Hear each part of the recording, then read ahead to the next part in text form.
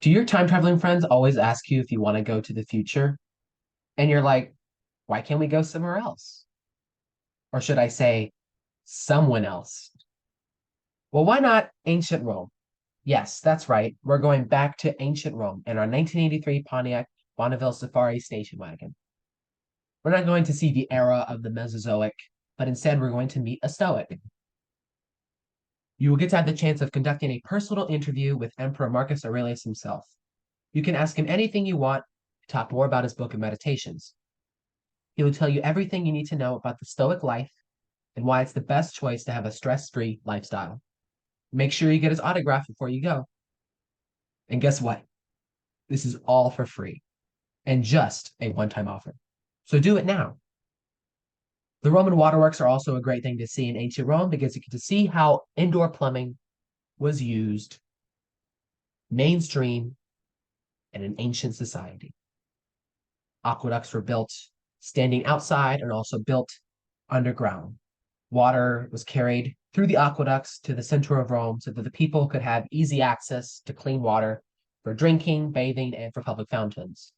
The photo you see here is of the Trevi Fountain, which did not exist in ancient Rome. The Trevi Fountain does get its water from an aqueduct that does come from ancient Rome. If you want to see an ancient Roman fountain yourself, you'll have to time travel.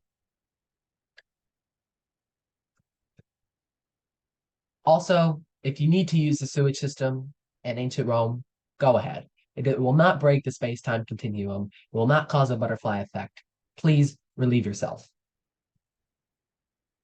If any of you are WWE fans and think that new shows are getting boring and stale, well, guess what? I have a show for you that is more exciting than ever. The Flavian Amphitheater has shows, well, should I say the Colosseum as we know it by now. Of course, this show consists of 50,000 to 80,000 people, and you could be one of them. At the bottom of the stage, there is sand that's supposed to soak in the blood of the gladiators. And of course, that might be too extreme, might be too violent, might be too gory for you. That's okay. You can marvel at the architecture of the Colosseum outside.